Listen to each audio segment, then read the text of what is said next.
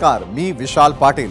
Zero अवरमध्ये आपल्या सगळ्यांचं स्वागत। आजचा आपला पहिला विषय आहे ऐतिहासिक विशाळगडाला पडलेला अतिक्रमणाचा वेढा आणि त्या विरोधातील आंदोलन आणि त्यावरून रंगलेला वाद। विशाळगडावरील अतिक्रमणांचा विषय जितका जुना आहे तितकाच तो गंभीर सुद्धा आहे। जवळपास सगळ्या महत्त्वाच्या गडांवर अतिक्रमण आहेत। कुठे घर, कुठे दुकान आहेत, तर कुठे दर्गा, कुठे मजार आहे। 2022 साली नोव्हेंबर महिन्यामध्ये शिंदे सरकारने सर्जिकल स्ट्राइक करत प्रतापगडावरील अफजल खानाच्या कबरी सभोवतालचं अतिक्रमण पाडलं आणि स्वराज्याच्या शत्रूचं उदात्तीकरण थांबवण्याचा प्रयत्न केला होता। आणि त्यानंतर डिसेंबर महिन्यामध्ये शिंदे सरकारने विशाळगडावरील अतिक्रमण काढायचा प्रयत्न केला, पण त्या विरोधात न्यायालयामध्ये धाव घेतली गेली। काहींनी मुस्लिम समाजाविरोधात दुजाभाव केला जात असल्याचा आरोप केलाय, तर काहींनी ही बांधकामं जुनी असल्याचं सांगत कायदेशीर पळवाटांचा आधार घेतला। 2023 साली उच्च न्यायालयाने अतिक्रमण हटवण्यास स्थगिती दिली आणि त्यानंतर बैठका घेत सामोपचाराने आणि कायद्याच्या कक्षेत हा विषय सोडवण्याचे सरकारचे प्रयत्न सुरू झाले। पण तेव्हापासून हा मुद्दा सतत चर्चेत आहे आणि यावरून आंदोलनही सुरू झाली। शिवप्रेमींच्या भावना लक्षात घेत रविवारी 14 तारखेला माजी खासदार संभाजीराजेंनी अतिक्रमण विरोधी आंदोलनाचं नेतृत्व केलं। तिथे शिवभक्तांचा आक्रोश पाहायला मिळाला, काही तोडफोडीच्या घटना घडल्या आणि हा विषय पुन्हा एकदा ऐरणीवर आला। काल या प्रकरणामध्ये आजच्या सर्व घडामोडी आणि आज कोल्हापूरचे खासदार शाहू महाराज, आमदार सतेज पाटील विशाळगडाला भेट देण्यासाठी गेले होते, तेव्हा नेमकं काय झालं हे सुद्धा आपल्याला पाहायचं आहे। पण त्याआधी पाहूयात याच विषयावरील झिरो अवरमध्ये विचारलेला आजचा पहिला प्रश्न, आणि तो प्रश्न पाहण्यासाठी आपण जाणार आहोत आपल्या पोल सेंटरला। तर झिरो अवरमध्ये आज आम्ही विचारलेला पहिला प्रश्न तुमच्यासाठी, महाराष्ट्रातील गड किल्ल्यांवरील अतिक्रमण कायदेशीर पद्धतीने हटवली गेली पाहिजेत असं वाटतं का? होय आणि नाही हे दोन पर्याय तुमच्या समोर।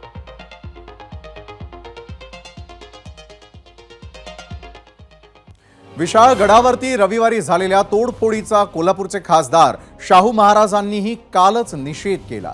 आज ते आमदार सतेज पाटलांसोबत घटनास्थळी पाहणी करण्यासाठी पोहोचले। नुकसान झालेल्या ठिकाणी त्यांनी भेट दिली आणि परिस्थितीचा आढावा सुद्धा घेतला। विशाळगड परिसरामध्ये जमावबंदी लागू असल्याने पांढरे पाणी परिसरामध्ये त्यांना रोखण्यात आलं। प्रमुख 15 लोकांना गजापुरता जाण्यास परवानगी दिली, गरजेपुरता जाण्यास परवानगी द्या अशी मागणी आमदार सतेज पाटलांनी केली आणि यावेळी काही काळ वातावरण तणावग्रस्त बनलं होतं। 2-3 दिवसातील घडामोडी पाहता विशाळगड परिसरामध्ये पोलिसांचा मोठा बंदोबस्त पाहायला मिळाला।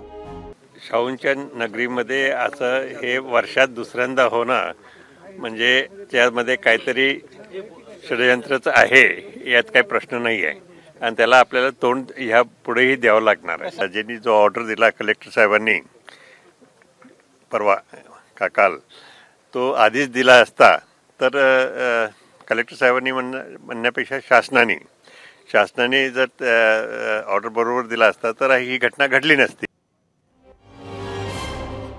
तिकडे खासदार शाहू महाराजांनी परिस्थितीचा ग्राउंडवर जाऊन आढावा घेतला। तिथे संपूर्ण घटनेविरोधात सूर उमटला तो छत्रपती संभाजीनगरमधून। माजी खासदार इम्तियाज जलील यांनी विशाळगडावरील घटनेचा निषेध केला आणि राज्यामधील मुस्लिम समाजाला एक आवाहन केलंय। स्वतः विशाळगडावरती जाणार असं म्हणत असताना जलील यांनी नेमकं काय आवाहन केलेलं आहे ते आता पाहूया। मी सर्व महाराष्ट्राच्या मुस्लिमांना एक आवाहन दिलेले आहे की आपल्या जिल्हाधिकारी दफ्तर किंवा विभागीय आयुक्तांच्या दफ्तराच्या समोर फ्रायडेला दुपारी आपण एक विरोध आपला तिथे दर्शवू। मुस्लिम समाजासोबत जे लोक सेक्युलर आहे आणि त्यांनाही हे चांगलं वाटत नाही, त्यांनीही याचा निषेध दर्शवण्यासाठी याचा आपल्या जे आम्ही एज्युकेशन प्रोटेस्ट करणार आहे याच्यामध्ये सामील व्हा। तुम्ही कोल्हापूरला जाणार? मी स्वतः कोल्हापूर जाण्याची तयारी करत आहे। मी ठरवलेलं नाही आहे कधी पण जाणार।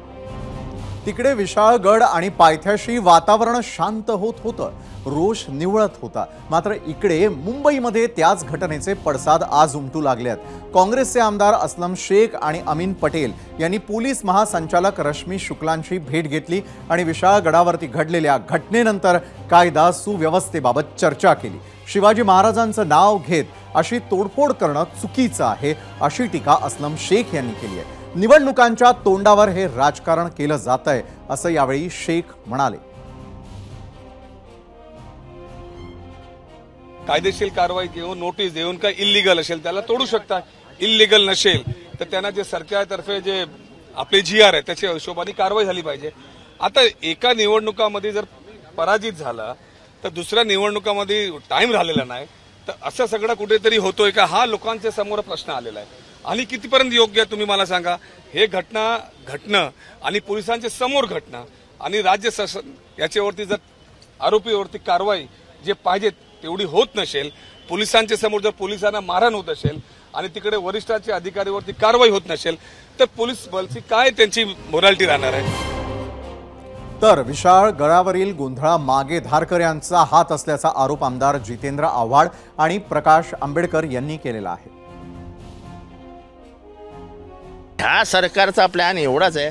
कोल्हापूरच्या दंगलीमध्ये सुद्धा कोल्हापूरची लोकच नव्हती, ती बरोबर धारकरी होती. ती कोणी पाठवली होती परत नाव घ्यायला लावू नका मला. आणि कालचं सुद्धा धारकरी होते आणि कोणी पाठवले होते हे मला सांगायला लावू नका. पोलिसांनी त्यांना का नाही अडवलं? कमीत कमी त्यांना अटक का नाही केली? सगळं करत असताना पोलिसांना सूचना आहेत, होऊ द्या जे होत आहे ते. काय ह्यांना दंगा केल्याशिवाय पर्यायच नाही पुढच्या 3 महिन्यात. जो काही तिथे प्रकार घडलाय, संभाजीराजे आंदोलन करत असताना आमच्या माहितीप्रमाणे असा भिडे यांचे जे सैन्य आहे, धारकर जी आहेत, त्या धारकांनी तिथे दुर्गुस घातला असं आमची असावी माहिती आहे. आणि जाणून बुजून असता त्या ठिकाणी ती तिथल्या लोकांना मारझोड झाली, लोकांना तोडण्यात आली. कायदा सुव्यवस्थेवरून काँग्रेसनं प्रश्नचिन्ह उपस्थित केलं तर तिथे गृहमंत्री देवेंद्र फडणवीसांनी विशाळगड प्रकरणामध्ये कणखर भूमिका घेतली आहे.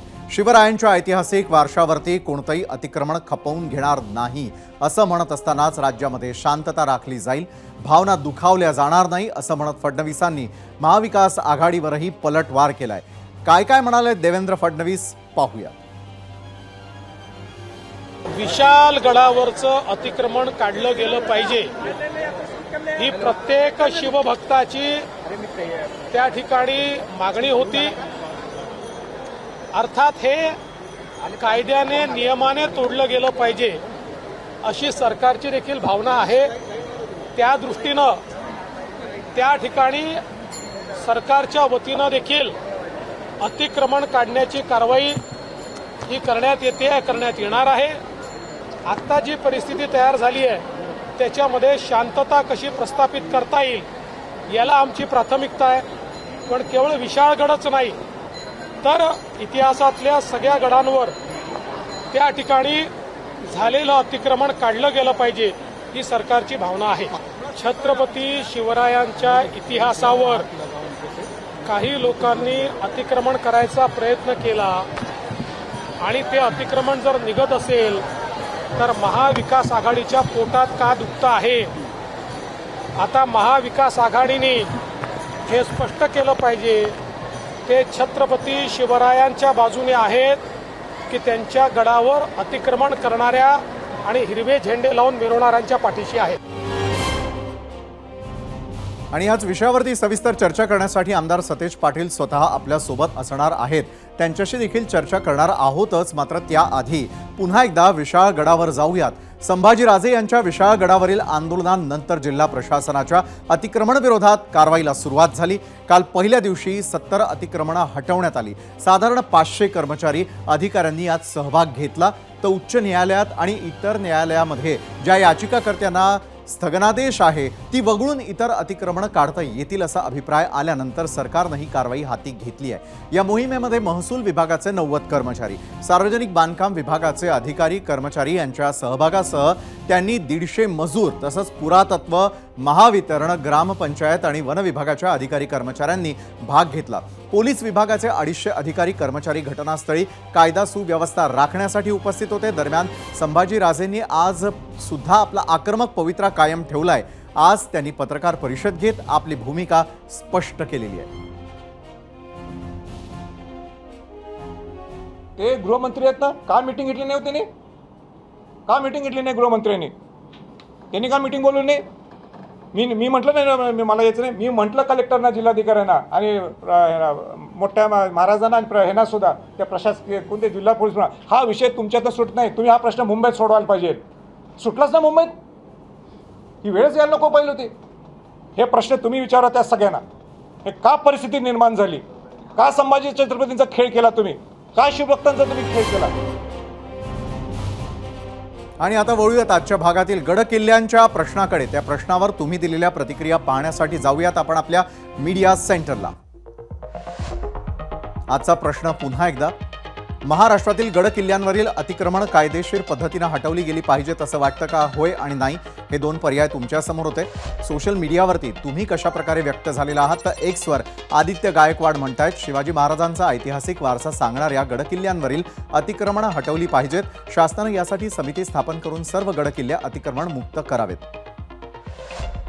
त्यानंतर यूट्यूबवरती पुढची प्रतिक्रिया आहे, शिवप्रसाद पवार म्हणतात, हो नक्कीच योग्य आहे, अतिक्रमण हे हटवलं गेलंच पाहिजे, मग ते कुठेही असो। फेसबुकवरती पुढची प्रतिक्रिया नोंदवलेली आहे, जयशंकर सिंग परिहार यांनी, कायदेशीर पद्धतीने हटवलं पाहिजे आणि कुणीही अतिक्रमण करणार नाही याची खबरदारी सरकारनं घेतली पाहिजे। तर इंस्टाग्रामवरती पुढची प्रतिक्रिया आहे, अमोघ नेवरेकर यांची, अतिक्रमण हे हटवलं गेलंच पाहिजे, मग ते कुठेही असो असं ते म्हणतात।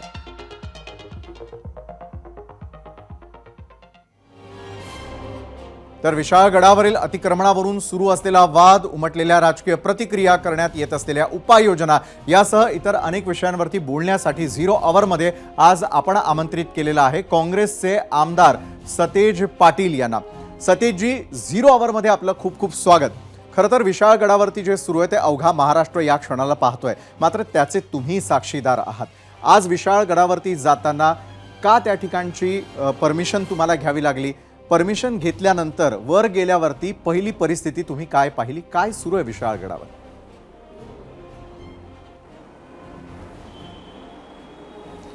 नमस्कार। नमस्कार। प्रथमतः विशालजी, या 0 आवरच्या माध्यमातून महाराष्ट्रामध्ये कोल्हापूरची स्थिती सांगण्याची संधी या ठिकाणी मिळते। प्रथमतः मला आपल्याला सर्व महाराष्ट्रातल्या सामान्य लोकांना सांगायचं आहे की विशाळगडवरचं अतिक्रमण हा वेगळा विषय आहे आणि काल जी गजापूरला दंगल झाली हा वेगळा विषय आहे। विशाळगडवरचं अतिक्रमण काढावं यासाठी सगळ्यांनी संमती दिली होती, काही लोक कोर्टात गेले होते, त्यामुळे हे प्रकरण थांबलं होतं। शासनानं यात निर्णायक भूमिका घ्यावी अशी सगळ्यांचीच अपेक्षा होती। विशाळगडवर सर्व समाजाचं अतिक्रमण होतं। आता 101 अतिक्रमण निघालेत, कुणाचे निघालेत? प्रकाश पाटील आहेत, वेळाला आहेत, जामदार आहेत, मुस्लिम समाजाचे अतिक्रमण आहेत, ही सगळी अतिक्रमणं विशाळगडची काढलेली। मुळात मला हा मुद्दा आपल्या माध्यमातून महाराष्ट्राला सांगायचा आहे की विशाळगडच्या अतिक्रमणाचा विषय कालच्या दंगलीशी जोडला जातो, हे चुकीचं आहे।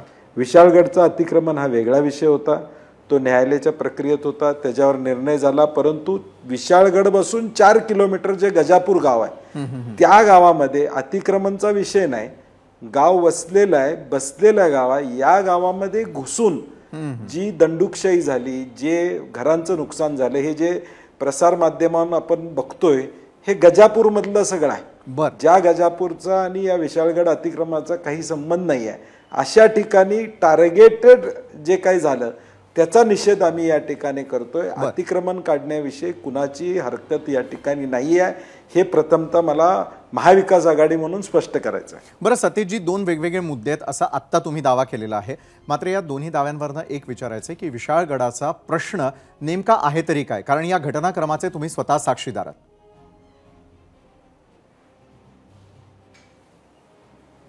नाही, गेले वर्ष दीड वर्ष झालं विशाळगडवरचे अतिक्रमण निघाले, विशाळगड संवर्धन समिती स्थापन झाली, सगळ्या गड किल्ल्यांवर काही अतिक्रम असेल, छत्रपती शिवाजी महाराजांचा वारसा जपला पाहिजे ही आमची भूमिका त्या ठिकाणी. आणि म्हणून तो जपण्यासाठी तिथलं अतिक्रमण जे अनधिकृत आहे ते निघावं यासाठी सातत्यानं लढा त्या ठिकाणी चालू होता. मधल्या काळात त्या लोकांशी चर्चा करणं, मी नावं वाचून आता दाखवली, सगळ्या समाजातल्या लोकांचं अतिक्रमण तिथं त्या ठिकाणी. आणि म्हणून कोर्टामध्ये हा मॅटर गेल्यामुळं तो प्रलंबित होता. आता मला शासनाला हा प्रश्न विचारायचा आहे की कोर्टाचा स्टे सांगून गेले अनेक दिवस कारवाई झाली नव्हती, मग अभियुक्तांचा सल्ला घेऊन ताबडतोब परवा दिवशी कारवाई कशी झाली? याचाच अर्थ हा प्रश्न भिजत ठेवायचा होता. तो भिजत ठेवण्याचं काम कुणी केलं, तिथल्या स्थानिक लोकप्रतिनिधींची भूमिका काय होती याची माहिती आम्हाला करणं गरजेचं आहे. राज्य शासनानं त्यांच्याकडे हा प्रश्न असताना तो भिजत का ठेवला? कोर्टामध्ये तारखा ज्यावेळी चालू होत्या तिथं सरकारी वकील उपस्थित राहत नव्हते, ही माहिती आमच्यासमोर त्या ठिकाणी आलेली आहे. आणि म्हणून आत्ता जे भांडवल केलं जातंय, मला मुद्दामून पुन्हा एकदा महाराष्ट्राला सांगायचं आहे, विशाळगड अतिक्रमण हा विषय वेगळा आहे. काल जी दंगल घडवण्यात आली ती गजापूर या गावात 4 किलोमीटर जे गाव लांब आहे तिथल्या मुस्लिम समाजाच्या लोकांच्यावर, घरावर, तिथल्या मस्जिदीवर जी दगडफेक झाली ती अत्यंत अयोग्य आहे, ती चुकीची आहे. याचा निषेध आम्ही या ठिकाणी प्रथमतः त्या ठिकाणी करतोय. जे चुकीचं घडले त्याच्यावर कारवाई करा अशी आमची मागणी आहे. बरोबर आहे सतीशजी. थेट मुद्द्याकडे आता यावेळेला येतो की अतिक्रमण आणि गड किल्ल्यांवरील अतिक्रमण हा काही नवीन विषय राहिलेला नाही आहे. मात्र कुठल्याही गडावरती होत असलेलं अतिक्रमण हा विषय नेमका कसा हाताळायचा, म्हणजे कायद्याच्या माध्यमातून, सामंजस्यामधून की मग भावनेच्या भरातून?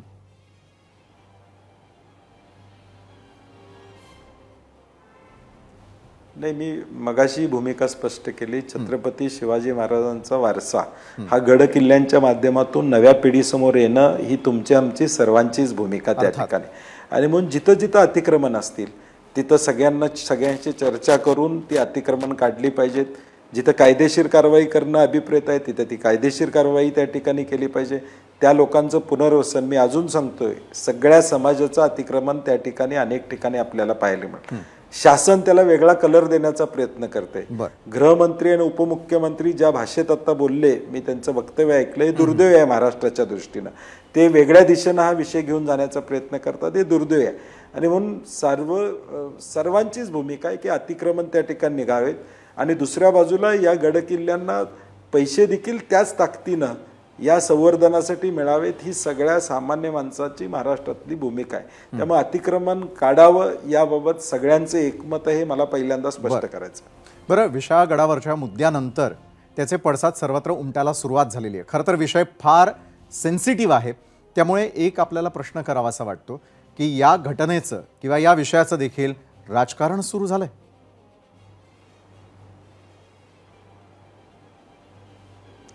नाही, राजकारण कोणी सुरू केलं?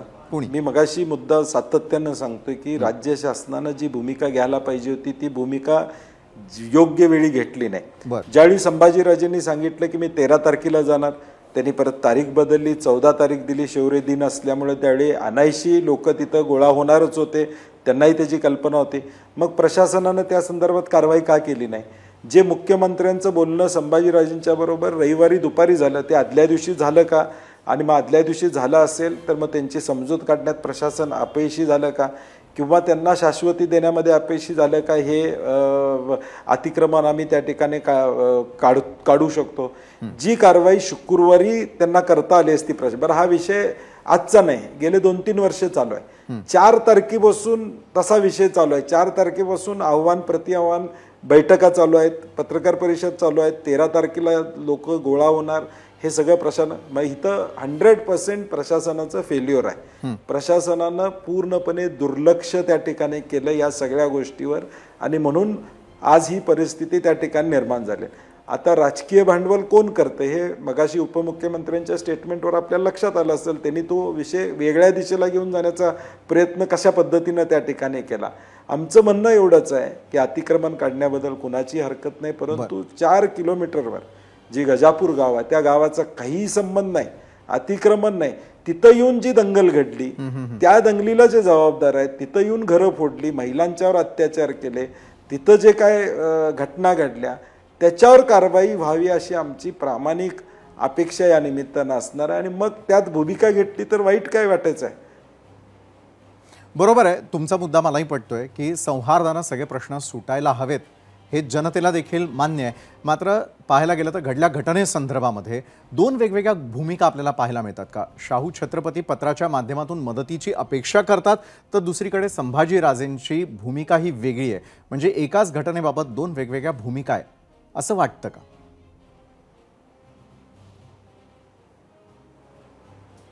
नाही, संभाजीराजेंच्या बद्दल मी बोलणार नाही. त्यांच्या खांद्यावर बंदूक कुणी ठेवली मला माहीत नाही, परंतु गेले वर्ष दीड वर्ष या गड किल्ले संवर्धन या सगळ्या विषयामध्ये ते काम करतात. आता तर त्यांना विचारलं पाहिजे. मला वाटतं हा विषय जिल्हाधिकारी स्तरावर चर्चा करून, कारण की त्यांची आत्ता देखील प्रेस तुमचं चालू व्हायच्या आधी मी बघितलं की गृहमंत्र्यांनी का लक्ष घातलं नाही, मुख्यमंत्र्यांनी का चर्चा केली नाही, तेच त्या ठिकाणी सरकारला प्रश्न विचारतात. आणि म्हणून सरकारनं मग त्यांच्याशी संवाद साधला नाही का? 4 तारखेला तिने सांगितलं होतं की 13 तारखेला जाणार आहे, मग तो संवाद का साधला गेला नाही? आणि म्हणून संभाजीराजेंनी जी भूमिका घेतली ती भूमिका अतिक्रमण विषयाची होती. परंतु मी अजून सांगतोय की गजापूरमध्ये झाली घटना आणि म्हणून शाहू महाराजांनी अभिप्रेत आहे. कोल्हापूर ही शाहू नगरी आहे, राजश्री शाहूंचा वारसा या कोल्हापूरला आहे, समतेचा वारसा आहे. त्यामुळे शाहू महाराजांनी बरोबर आहे. पण मग या वारशालाच नेमकं काय होताना दिसतंय? म्हणजे शाहू छत्रपती आपल्याला थेटपणे एक बोलताना दिसतात की कुठेतरी षडयंत्र असल्याचा त्यांना संशय आहे, तर दुसरीकडे तुमचेच मित्र पक्ष असलेले म्हणजे मग जितेंद्र आव्हाडांनी मांडलेली भूमिका असू दे, आंबेडकरांनी मांडलेली भूमिका असू दे, धारकऱ्यांकडे जे बोट दाखवलं जातं याविषयी तुम्हाला काय म्हणायचं? नाही, मला वाटतं रवी पडवळ नावाचं एक व्यक्ती पुण्यातून निघाली, हा इंटेलिजन्सला माहिती होती, पोलीस खात्याला बरोबर याची माहिती होती. 6 वर्ष मी गृह खात्यामध्ये काम केलेलं आहे. तो व्यक्ती पुण्यातून निघाली. 13 तारखेला 144चं कलम विशाळगडावर लावलं होतं. याच 50 जणांना सोडायचं काम कसं केलं? आज आम्ही शांततेसाठी जात होतो, आम्हाला अडवलं, पत्रकारांना अडवलं, प्रसारमाध्यमांना जाऊ दिलं जात नव्हतं. आज एवढी अडवणूक होती.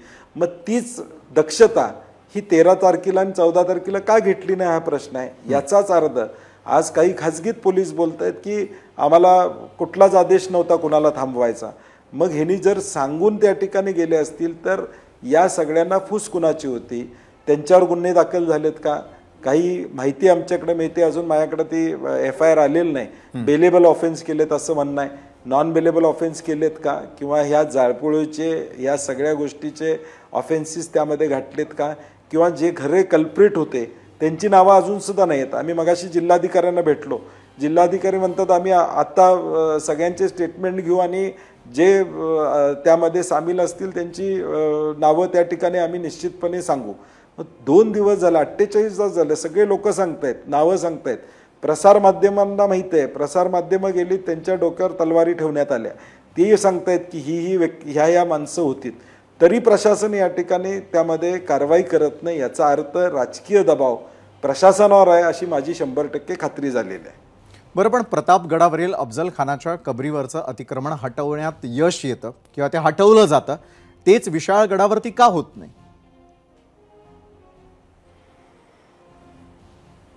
नाही, मी विशालजी पाहिजे मगाच बसून सांगतोय की हे अतिक्रमण हटवण्याबद्दल तिथल्या स्थानिक लोकांची हरकत नाही. मी नावं वाचून दाखवली. सर्व धर्मियांचं अतिक्रमण आहे. त्यांच्या पुनर्वसनाचा प्लॅन करावा, त्यांना कुठंतरी पुनर्वसन जागा त्या ठिकाणी द्याव्या, अशा पद्धतीच्या चर्चा प्रशासनाबरोबर चालू होत्या. तिथले विद्यमान आमदार त्यामध्ये लक्ष घालत होते आणि ह्यातनं मार्ग काढायचा प्रयत्न करत होते. तोपर्यंत काही लोक कोर्टात गेली आणि स्थगिती आली. स्थगिती आल्यानंतर शासनानं या चर्चा बंद केल्या, त्याच्यावर चर्चाच त्या ठिकाणी केली नाही. आणि म्हणून मला वाटते की शासनानं प्रोॲक्टिव्हली यामध्ये भाग घ्यायला पाहिजे होता आणि ही चर्चा लॉजिकल एंडला जर घेऊन गेले असते तर कदाचित हा प्रसंग आला नसता किंवा कुणाला इशारा द्यायची वेळ आली नसते, कुणाला तारखा द्यायची वेळ आली नसते आणि या सगळ्या प्रसंगाला कोल्हापूरला आणि महाराष्ट्राला सामोरं जावं लागलं नसतं. बरोबर आहे. धन्यवाद सतेजजी, वेळ काढून तुम्ही या संदर्भातली सखोल चर्चा केलेली आहे आणि नेमकं खरं काय आहे हेच दाखवून देण्याचा प्रयत्न. जाता जाता काय आवाहन करणार आहात महाराष्ट्रातल्या जनतेला?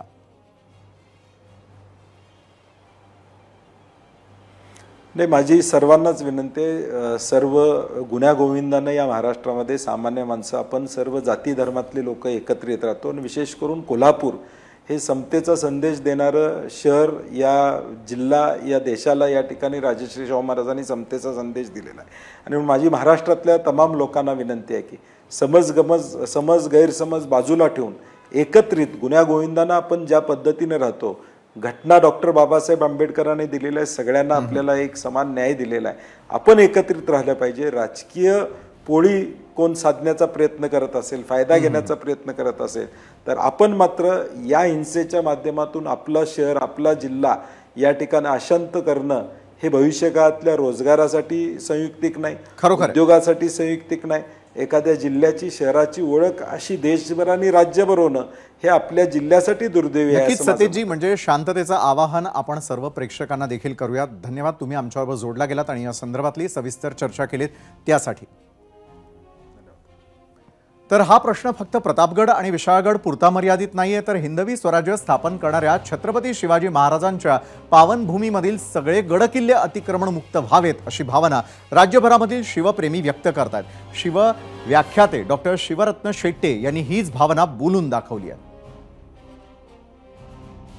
माझं सरकारला आवाहन आहे, केवळ विशाळगडाचा प्रश्न नाही, महाराष्ट्रातील सर्व किल्ल्यांचा आढावा घ्यावा आणि अतिक्रमणाच्या आडून जे अवैध धंदे चाललेत ते बंद करावेत. सगळा आढावा घेऊन अतिक्रमण तातडीनं जमीनदोस्त करावेत. तर महाराष्ट्रामधील गडकिल्ल्यांबाबत आम्ही विचारलेल्या प्रश्नावरती महाराष्ट्रानं काय कौल दिलेला आहे तो पाहण्यासाठी आता जाऊयात आपण आपल्या पोल सेंटरला. तर 0 आवरमध्ये आज तुम्ही व्यक्त झालेला एकूण मतं आम्हाला 14,000 यूट्यूबवर प्राप्त झालेली आहे. काय म्हणतोय महाराष्ट्राचा कौल? होय म्हणतात 96%, नाही म्हणतायत केवळ 4%. त्यानंतर इंस्टाग्रामवरती 3,000 मतं प्राप्त झालेली आहेत. इंस्टाग्रामवरती महाराष्ट्रानं दिलेला कौल पाहूयात. होय म्हणतात 92%, 8% म्हणतायत नाही. त्यानंतर फेसबुकवरती देखील तुम्ही दिलेला कौल आता आपण जाणून घेणार आहोत. फेसबुकवरती महाराष्ट्राचा कौल काय सांगतोय तर 85% हो, नाही म्हणतायत 15%. तर एक्स वरती देखील महाराष्ट्रानं दिलेला कौल होय म्हणणाऱ्यांची आकडेवारी आहे 93%, 7% म्हणतायत नाही.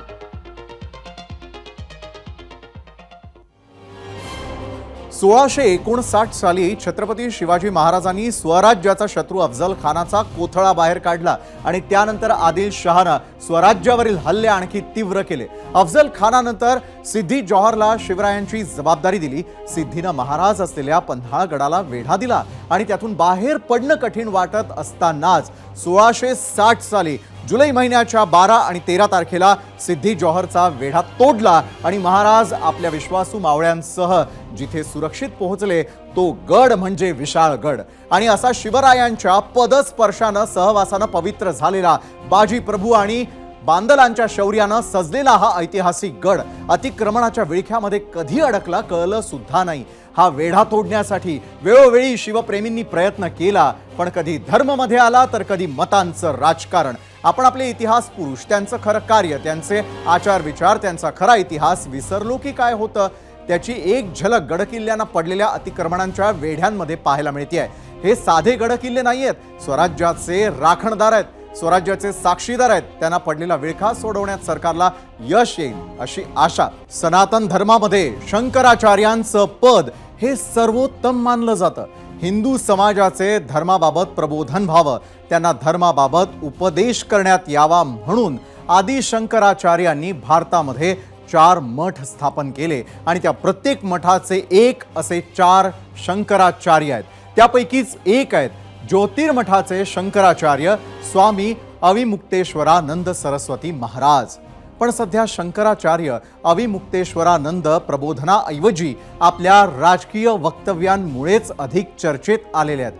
कालच त्यांनी उद्धव ठाकरेंची मुंबईत भेट घेतल्यानंतर उद्धव ठाकरेंसोबत विश्वासघात झाल्याचं वक्तव्य केलेलं होतं आणि त्यांच्या याच वक्तव्यावरून सध्या राजकीय वातावरण चांगलंच तापलेलं आहे. शंकराचार्यांनी राजकारणामध्ये शिरू नये अशी प्रतिक्रिया अनेक नेत्यांनी दिली आहे. तर त्यांच्या विश्वासघाताच्या विधानावर श्री पंचनाम जुन्या आखाड्याचे प्रवक्ते महंत नारायण गिरींनी जोरदार आक्षेप घेतला.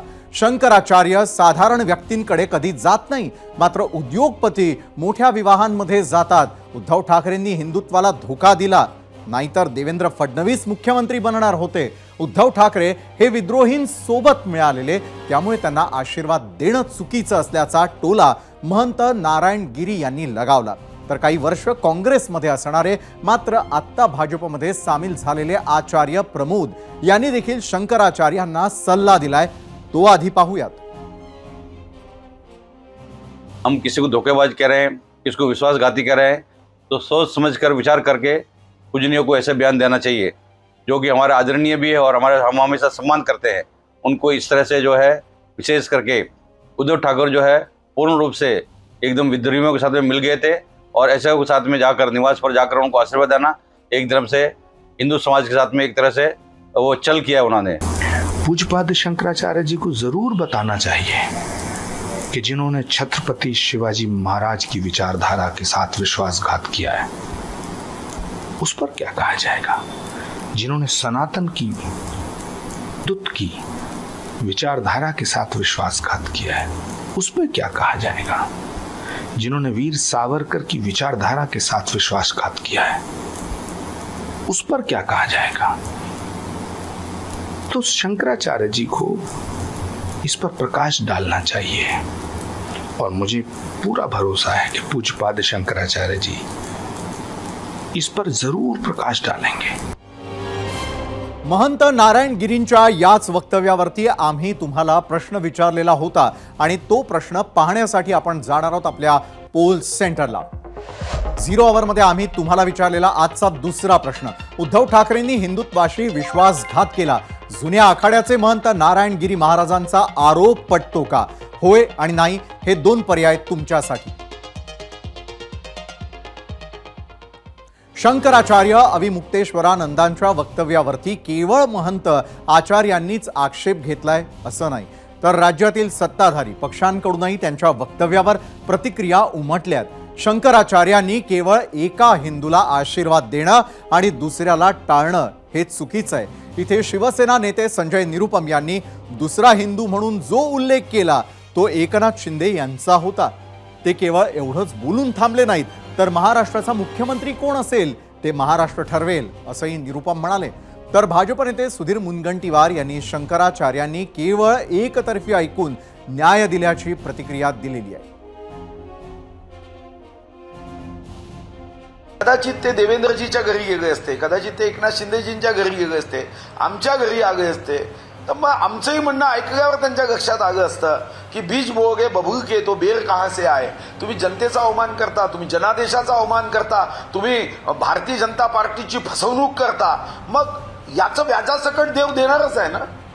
मग बीज बोओगे बबूल के तो बेर कहां से आए. तुम्ही जे विश्वासघाताचं बीज लावलं त्या झाडाला तुमचं मुख्यमंत्री पद जाणं हे तर मला वाटतं की आपली जी सृष्टी आहे त्या सृष्टीला हेच मान्य राहणार आहे. कोई भी साधु सन्यासी किसी को भी आशीर्वाद दे सकता है, लेकिन शंकराचार्य पूरे हिंदुओं के धर्मगुरु होते हैं. ऐसे में किसी खास हिंदू को आशीर्वाद देना और किसी दूसरे हिंदू के लिए एक बुरा भाव मन में रखना, मुझे लगता है ये शंकराचार्य के पद को शोभा नहीं देता. और इसलिए मैं उनसे निवेदन करूंगा कि कल उन्होंने जिस प्रकार से कहा कि उनकी पीड़ा तब कम होगी जब उद्धव ठाकरे चीफ मिनिस्टर बनेंगे, मुझे लगता है कि शंकराचार्य के मन में हर हिंदू के लिए पीड़ा होनी चाहिए. एकीकडे सत्ताधारी पक्षांकडून शंकराचार्यांवर टीका सुरू असताना ठाकरे पक्षाचे खासदार संजय राऊत यांनी सत्ताधाऱ्यांवर आग पाखड केली आहे. शंकराचार्यांच्या विश्वासघाताच्या वक्तव्यानंतर त्यांना तुम्ही खोटं ठरवणार असाल तर मला आश्चर्य वाटणार नाही असं म्हणताना मोदींना आशीर्वाद देणाऱ्या शंकराचार्यांनी उद्धव ठाकरेंना आशीर्वाद दिला तर चुकलं काय असा सवालही आता उपस्थित केलेला आहे. आपण पाहिला असेल ह्याच शंकराचार्यांसमोर 2 दिवसापूर्वी एका सोहळ्यामध्ये नरेंद्र मोदी यांनी झुकून त्यांना नमस्कार केला आणि त्यांनी शंकराचार्यांचा आशीर्वाद घेतलेला आहे. म्हणजे उद्धवजींना मुख्यमंत्रीपदावरून विश्वासघातानं दूर केलं, त्यांचा पक्ष विश्वासघातानं फोडण्यात आला. हे आपल्या हिंदू धर्माचे सर्वोच्च धर्मगुरू शंकराचार्य सांगतात, याबाबत काही लोकांच्या पोटामध्ये पोळसूळ उठला असेल. शंकराचार्य हे हिंदू धर्माचे सुप्रीम नेते आहेत, सर्वोच्च नेते आहेत. तुम्ही शंकराचार्याने खोटं ठरवणार असाल तर त्याविषयी मला आश्चर्य वाटणार नाही, कारण संपूर्ण तुमचा डोलारा खोटेपणावर आहे. उद्धव ठाकरेंबाबत शंकराचार्यांनी केलेलं विधान हे धर्माचार्य म्हणून असेल अशी प्रतिक्रिया आदित्य ठाकरेंनी दिलेली आहे. पाहूयात.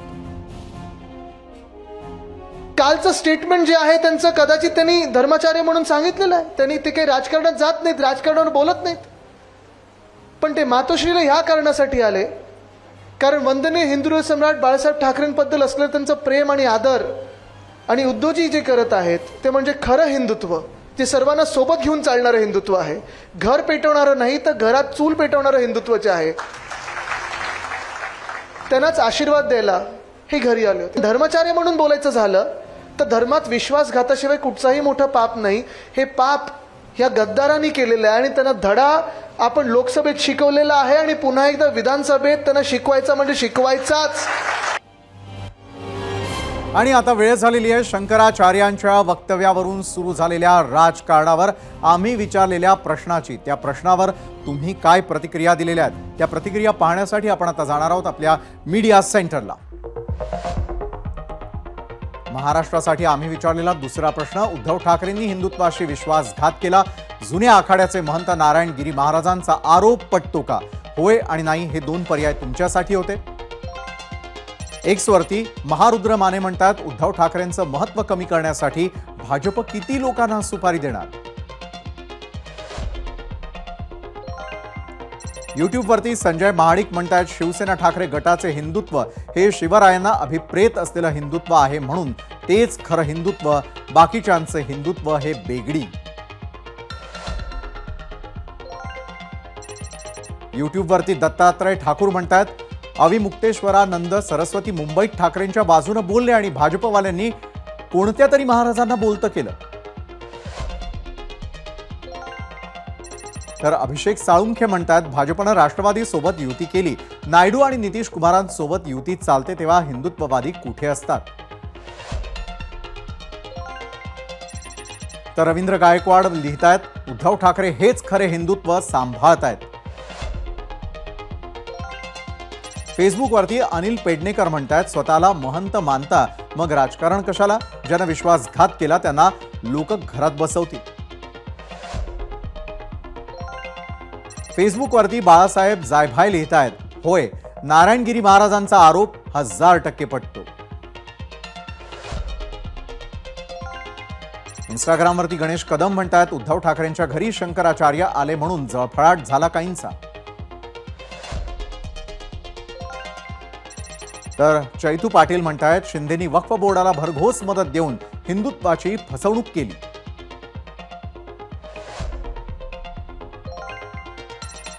तर राजू चिंतावार म्हणतायत, एकदम खरं बोलले, विश्वासघात केला.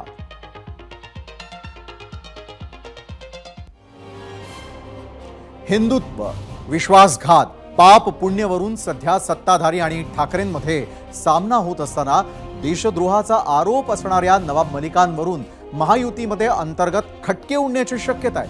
आगामी विधानसभा निवडणुकीच्या मैदानामध्ये अजित पवार हे नवाब मलिकांना सोबत घेऊन लढण्याच्या तयारीत असल्याची चर्चा आहे. नुकत्याच झालेल्या विधान परिषद निवडणुकीसाठी आयोजित बैठकीलाही मलिक अजितदादांच्या बंगल्यावर होते. इतकंच नाही तर काल अजित पवारांनी पत्रकारांशी अनौपचारिक गप्पा मारल्या. त्यात त्यांनी राष्ट्रवादी काँग्रेस राज्यातल्या सगळ्या विधानसभा जागांचं सर्वेक्षण करणार असल्याचंही बोलले. त्यात त्यांनी सगळ्यात महत्त्वाचं म्हणजे नवाब मलिक यांच्याही मतदारसंघामध्ये सर्वेक्षण केलं जाईल असंही म्हणाले. पण मलिकांना सोबत घेण्याची दादांची भूमिका देवेंद्र फडणवीसांना पटणार का, हा प्रश्न सध्या चर्चेला जातोय. जोवर मलिकांना कोर्टाकडून क्लीन चिट मिळत नाही तोवर महायुतीमध्ये घेऊ नये असं खुलं पत्रच फडणवीसांनी दादांना लिहिलेलं होतं. पण फडणवीसांची नकार घंटा असूनही अजित पवार हे नवाब मलिकांसाठी आग्रही आहेत आणि त्यामुळे भविष्यात दादा आणि फडणवीसांचं कसं जमणार हाही प्रश्न आहे. दरम्यान नवाब मलिकांवर भाजप प्रदेशाध्यक्ष चंद्रशेखर बावनकुळे यांनी नेमकी काय प्रतिक्रिया दिली आहे ती पाहूया. तो अजितदादाचा प्रश्न आहे, पण त्यावर चर्चा करणं आवश्यक आहे.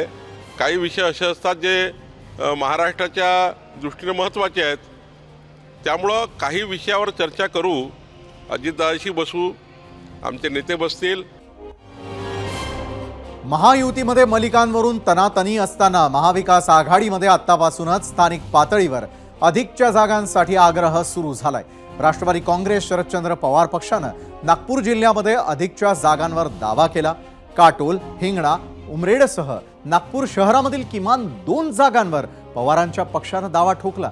तसंच विदर्भामधील प्रत्येक जिल्ह्यामध्ये किमान 1 जागा देण्याची मागणी करण्यात आली आहे. विशेष म्हणजे 2019च्या विधानसभा निवडणुकीमध्ये राष्ट्रवादीनं विदर्भातील 62 जागांपैकी अवघ्या 12 जागा लढवल्या होत्या. पण नुकत्याच पार पडलेल्या लोकसभा निवडणुकीत पवारांच्या पक्षाच्या वाढलेल्या स्ट्राईक रेटमुळे कार्यकर्त्यांचा आत्मविश्वास निश्चितच वाढलाय आणि त्यामुळे आगामी विधानसभा निवडणुकीत महाविकास आघाडीमधील जागा वाटपाचा तिढा वाढण्याची शक्यता आहे. दरम्यान शरद पवार गटाच्या जिल्हाध्यक्षांनी नेमकी काय मागणी केलेली आहे ती आता पाहूया. नागपूर जिल्ह्यामधील हिंगणा आणि काटोल हे 2 मतदारसंघ आमचे परंपरागत आघाडीतले मतदारसंघ आहेत आणि याही वेळेला सुद्धा कुठल्याही परिस्थितीमध्ये या दोन्ही मतदारसंघांमधनं आम्ही निवडणूक लढणार आहोत. यावेळेला आम्ही नागपूर जिल्हा ग्रामीणमध्ये एक अतिरिक्त विधानसभेच्या जागेची मागणी केलेली आहे. नागपूर जिल्ह्यामध्ये उमरेड, काटोल किंवा रामटेक या 3 मतदारसंघापैकी एक मतदारसंघ, एक अतिरिक्त मतदारसंघ आमच्या पक्षाला लढवण्यास देण्यात यावा. आणि या संपूर्ण राजकीय बातम्या पाहत असतानाच आज दिवसभरातली आणखी एक मोठी बातमी आता पाहणार आहोत. ती आहे IAS पूजा खेडकर यांच्या संदर्भातली. गेल्या काही दिवसांपासून यांचं नाव महाराष्ट्रात चांगलंच गाजतंय. आपल्या कारनाम्यांमुळे वादाच्या भोवऱ्यात सापडलेल्या वादग्रस्त IAS अधिकारी पूजा खेडकर यांना मोठा धक्का बसलाय. लाल बहादूर शास्त्री राष्ट्रीय प्रशासन अकादमीनं त्यांचं प्रशिक्षण थांबवलंय आणि त्यांना मसुरीला परत येण्याचे आदेश दिले. प्रशिक्षणार्थी असतानाही खासगी ऑडी कारवर लाल दिवा लावणं, गाडीवर भारत सरकार लिहिणं, अप्पर जिल्हाधिकाऱ्यांची केबिन हडपणं आणि यामुळे पूजा खेडकर वादात सापडल्या होत्या. त्यानंतर पूजा खेडकरांच्या कारनाम्यांची यादी वाढतच गेली. IAS होण्यासाठी त्यांनी मिळवलेलं दिव्यांग सर्टिफिकेटही वादात आहे. ABP माझानं पूजा खेडकरांचे अनेक कारनामे सगळ्यात आधी उघडकीला आणले होते. या सर्व प्रकरणाची दखल घेऊन केंद्रानं चौकशीसाठी समिती स्थापन केली होती. त्याआधी दिव्यांग कल्याण आयुक्तालयानं पूजा खेडकर यांच्या दिव्यांग सर्टिफिकेटची माहिती मागवली आहे. पुणे जिल्हाधिकारी आणि पोलिसांनी दिव्यांग सर्टिफिकेट बाबतचा अहवाल सादर करण्याचे आदेश देण्यात आलेले आहेत.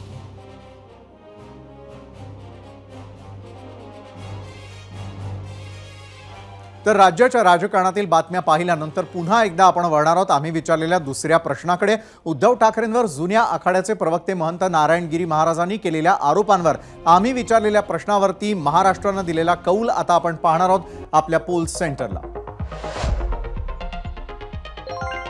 तर आज विचारलेल्या प्रश्नावरती यूट्यूबवर 30,000 मतं प्राप्त झालेली आहेत. या 30,000 मतांपैकी होय म्हणतायत 29%, नाही म्हणणाऱ्यांचा कौल आहे 71%.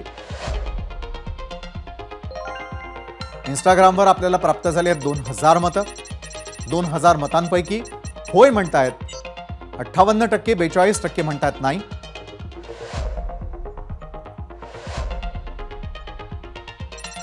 फेसबुकवरती आलेल्या मतांची देखील आपण तुलना केली, महाराष्ट्राचा कौल पाहिला तर होय म्हणणाऱ्यांचा आकडा आहे 36%, 64% म्हणतायत नाही. त्यानंतर एक्स वरती देखील महाराष्ट्रानं दिलेला कौल. एक्स वरील कौल काय म्हणतोय? 37% म्हणतायत होय आणि नाही म्हणतायत 63%. 2019 साली काँग्रेस आणि राष्ट्रवादी सोबत जाऊन उद्धव ठाकरे महाविकास आघाडी सरकारचे मुख्यमंत्री बनले आणि तेव्हापासून या निर्णयाबद्दल मतांतरं होत असतात. उद्धव ठाकरेंकडून भाजपवर बंद खोलीतील वचन मोडल्याचा आरोप केला जातो, तर भाजपकडून उद्धव ठाकरेंवर हिंदुत्वाला तिलांजली दिल्याचा, बाळासाहेब ठाकरेंचे विचार सोडल्याचा आरोप केला जातो. त्यात लोकसभेला उबाठा शिवसेनेला मुस्लिम मतदारांनी भरभरून साथ दिल्याची आकडेवारी समोर आली. या सगळ्या पार्श्वभूमीवर काल शंकराचार्य अविमुक्तेश्वरानंद यांची भेट बघितली गेली. उद्धव ठाकरेंच्या हिंदुत्व इमेजला पुन्हा बिल्ड करण्याचा तो प्रयत्न असल्याचं बोललं गेलं. तसंच भाजपनं ठाकरेंचा विश्वासघात केला असं सांगत उद्धव ठाकरेंच्या राजकीय भूमिकेला शंकराचार्यांनी अँड सॉर्ट केलेला आहे. त्यामुळे आज ती राजकीय भूमिका खोडून काढण्यासाठी जुन्या आखाड्याचे महंत समोर आले आणि त्यांनी उद्धव ठाकरेंनीच काँग्रेस आणि राष्ट्रवादी सोबत जाऊन हिंदू समाजाचा विश्वासघात केला असा आरोप केलाय. कुंपणावरील मतदारांना आपल्याकडे वळवण्यासाठी दोन्ही बाजू प्रयत्न करतायत. त्यात कुणाला यश मिळतं ते ऑक्टोबर महिन्यात कळेलच. जम्मू काश्मीरच्या डोडा जिल्ह्यामधील डेसा जंगलातील धारी गोटे उरार बागी इथे सर्च ऑपरेशन दरम्यान दहशतवाद्यांनी केलेल्या गोळीबारामध्ये भारतीय सेनेच्या कॅप्टनसह 4 जवानांना वीरमरण आलं. दहशतवादी हल्ल्यानंतर सैन्याकडून या संपूर्ण भागामध्ये सर्च ऑपरेशन सुरू करण्यात आलंय. जम्मूच्या डोडा इथे गेल्या 34 दिवसांमधील ही 5वी चकमक आहे. गेल्या काही दिवसांमध्ये कठुआ आणि जम्मूच्या जवळच्या परिसरात दहशतवाद्यांकडून सातत्यानं हल्ले होत आहेत. दहशतवाद्यांनी आपला मोर्चा काश्मीर खोऱ्याऐवजी जम्मूकडे वळवल्यानं सुरक्षा यंत्रणांची चिंता वाढली आहे. या प्रकरणाकडे आपलं लक्ष असेलच. तुर्तास 0 ओव्हरमध्ये आज इथेच थांबणार आहोत. उद्या संध्याकाळी 7:56 पुन्हा भेट होणारच आहे. त्यासाठी पाहत रहा ABP माझा.